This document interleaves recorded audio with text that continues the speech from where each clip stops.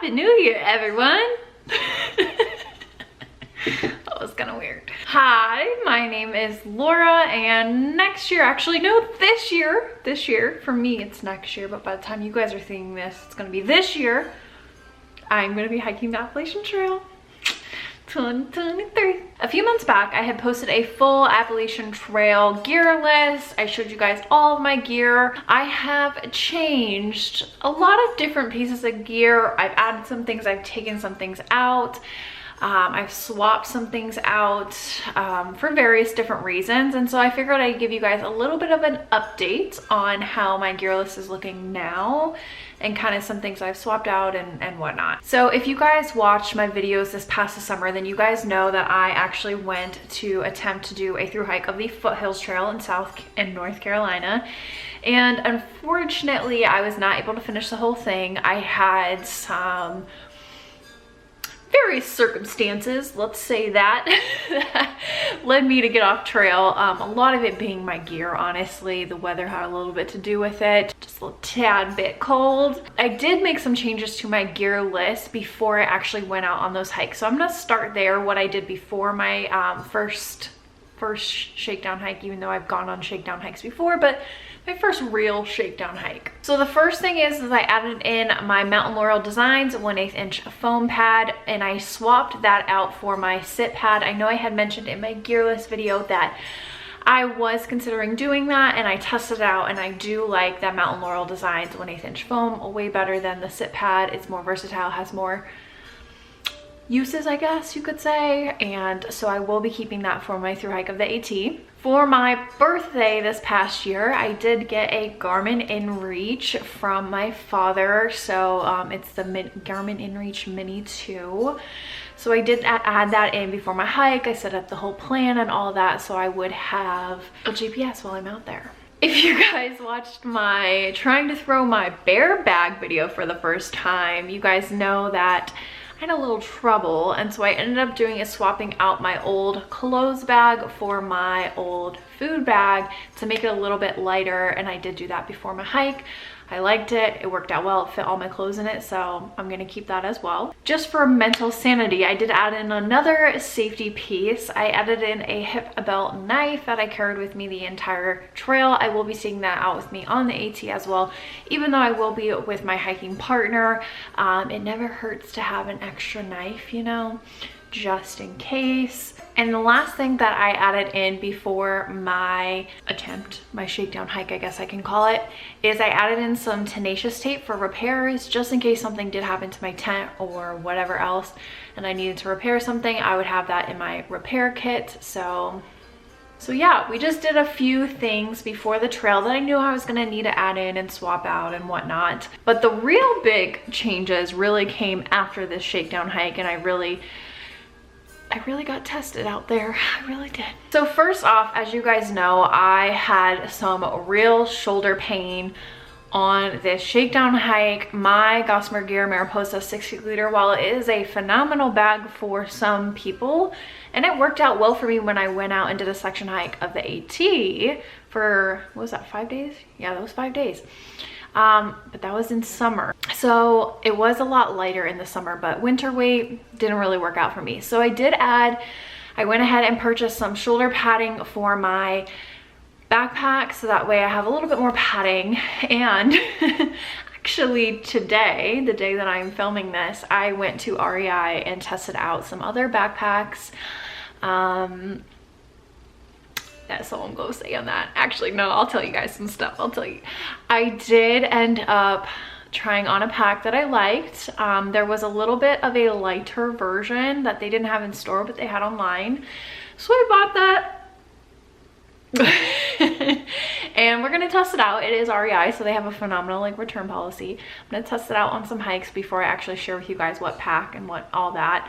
But I did want to let you guys know that I potentially might be getting a new pack for the AT, just because, you know, I can't deal with that shoulder pain for 6 months. I can't. So I wanted to lighten my backpack as much as possible because of all the shoulder pain that I was having. So I decided to swap out my tweezer magnifying glass combo for just regular tweezers. It saved me like an ounce or something, like not a lot, but you know, where I can save an ounce, Those ounces will add up to pounds eventually. I did swap out my bandana that I had hanging for like sweat, nose issues, all that stuff. I swapped that out for this cooling towel that I got from Disney. Now, obviously in winter, I'm not gonna need it for the cooling aspect, but it is very soft and I can still use it for sweat, for, you know, whatever, nose stuff. I did decide to add in some Dr. Bronner's camp soap. Again, this was adding in some more weight here, but you know, for the purposes of being able to, one, be able to wash out some of my undergarments that smell real bad. Sorry if that's TMI, but being able to do some trail laundry, being able to wash my hands at camp, you know, all that. I think that it'll be very beneficial, obviously following the rules and not doing it in a water source, doing it away from the water and all that. But I did decide to add in just a small little 1 ounce. I bought a 1 ounce container and filled it with some Dr. Bronner's. That's what I'm gonna do. As you guys saw, I did bring a tripod with me. That was not the tripod that I had listed on my lighter packs list. I had like a mini tripod listed on there. I brought my like normal tripod to the Foothills Trail with me, but to save a few ounces, I ended up buying a larger one that's the same height as the one that I brought with me, but it's just a little bit lighter. So I will be bringing that with me. So I kind of just swap-a-rooski those. I did decide to buy a new puffy coat. Now, there was nothing wrong with my other puffy coat. It was fine enough to keep me warm, you know, even though I was freezing. But it was fine enough, you know, for what it was. It was an Amazon, you know, find. It was fine. But I decided that I should probably get a new one because there was feathers popping out of it everywhere, and I think that has a lot to do with the fact that I've washed it in the regular wash and not with like down soap and down washing cleaning. And I did this before I knew that you're not supposed to wash down. So there was like feathers and stuff popping out everywhere when I was out camping, and I was like,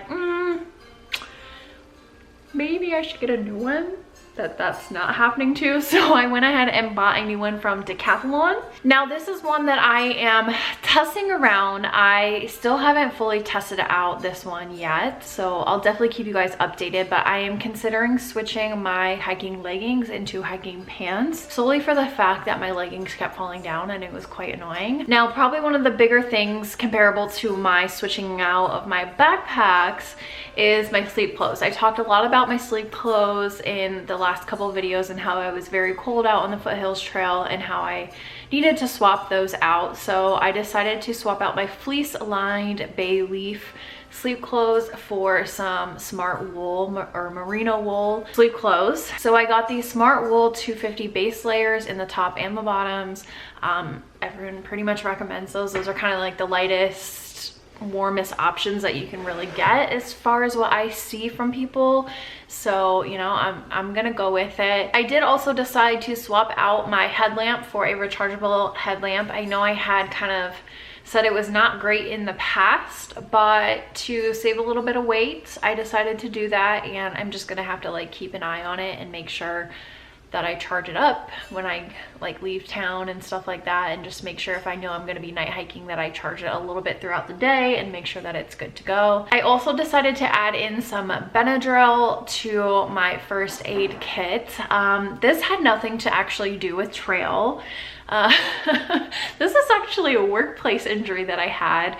I was standing out on the playground and I was watching my kids, and you know, all is fine dandy, and I came back inside and I found this, like, I don't know if it was like a worm thing, caterpillar thing, like it was so tiny, maybe like a centimeter big, and I like swiped it off my hand and it fell on the floor and it was wiggling around and I stepped on it.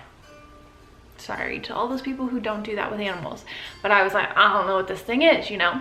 So sure enough, I get inside, I'm teaching the kids, you know, living my life, and I start itching my arm real bad. And actually, you guys can kind of see it still there. Let me see if I can get it out of focus on my, yeah, you guys can kind of see it there on my arm. It's still a little bit marked there, and that was from like a while ago, like from weeks ago. So anywho, I start itching my arm, and I'm like, what is going on? You know, I get this giant welt starts forming, maybe like a quarter size big, right? And I'm like, oh goodness. So I put some Benadryl cream on it, whatever, when I got home that night. Or no, I put my Afterbite on it when I got home that night, my Afterbite that I have for like camping, because I was like, that's the only itch stuff that I had. The next morning I woke up and it was even bigger and redder, and I was like, oh my gosh, like, am I allergic to this Afterbite stuff? I don't know. So I go that evening and I get Benadryl and I put Benadryl cream on it. It's still getting bigger and redder and warm and hot, and so I go to get it checked out from the doctors, and the doctors like think, oh, maybe it's a tick, and so they're like digging in my arm, seeing if it's a tick. Maybe that's why it's still like red there, because they cut into my arm. So it ends up not being a tick. They just think I got bit by something, so they prescribe me these creams or whatever. But man, I was like, if this happens when I'm on trail, like, I'm screwed. Like, what am I gonna do, you know? So I decided to add in some Benadryl, like single dosage packets, like the ones that you take by mouth. And I was like, you know, if I end up being really sleepy, like, it is what it is. Like, yeah, I don't want an allergic reaction out on trail by something biting me. So added in Benadryl. Sadly, the next thing, I had to throw away my Amazon mail bubbler. That was what I kind of used as my cook pouch. I would stick like my dehydrated meals in there to help keep the heat in. I would also stick like Ziploc baggies in there, like for cooking food and whatnot, just to help keep the heat in a little bit better and like kind of block the wind and whatnot. Sadly, the Velcro kind of broke, so I had to toss it, because I was like, if the Velcro's not working, like, it's not going to keep the heat in, because the top's gonna just fly open. So sad. And the last thing that I decided to swap out for my gear was my water filtration system. As you guys know, if you watch my Foothills video, I really struggled with my Sawyer. Because of that whole experience, I was like, you know what, I need to move away, step back from the Sawyer system and try something else. I switched to the Katadyn Be-Free water filter that comes with the bladder. I did the 1 liter one. So that is what I'm going to start off the AT with. And I know people are like, oh, blah, blah, blah, like that one, you can't back flush. I know. That's a con of it for sure, comparative to the Sawyer, but there are some pros and cons to either system. And like I've said to multiple people who I've talked to about this, like, if I don't like that I have to keep buying new filters for the Katadyn, like, I'll just switch back to a Sawyer. Like, Sawyers are what, like 30 bucks, like Sawyer squeezes, like, it'll be fine. Like, if I need a swap, I can swap. Like, there's stores along the trail that I can buy stuff at, like, it'll be fine. But yeah, so that's kind of like my last gear swap, little gear update. I will definitely keep you guys updated on the backpack if I end up switching to that one, or if I end up keeping my Gossamer gear with the padding. Definitely let you guys know what ends up happening with that one. I'm very excited. I can't wait for it to come in the mail. By the time you guys are seeing this, it's already come in the mail, and I've probably already taken it out on some hikes. But anywho, next week, oh, I can't believe I'm making this video again. But next week, I'm going to be talking about what I'm doing as far as my job goes. You've been following this channel for a while. You guys know I have made a I quit my teaching job video before. Hint, hint, hint, hint. But there's a little bit more to it than just quitting. I will say it's been a whole long ride of figuring out what is happening here with my job. So definitely stay tuned next week. If you're a teacher, definitely stay tuned if you're interested in doing the AT at some point and kind of want to know your options as far as like what you can do. I'll definitely share those with you guys next week, because I have explored every option possible as a teacher of how I can make this work. So if you don't want to miss that, definitely subscribe, turn on your notification bell. I post my videos every Tuesday at 4 p.m. so stay tuned for that one. I think I'm going to start posting a few more videos here and there within the next upcoming weeks, since we're getting closer to trail time. You guys know I'm starting in February. I'm so excited. All right, anywho, I'll see you all next week with that video. I'm gonna go test out my backpack. Bye.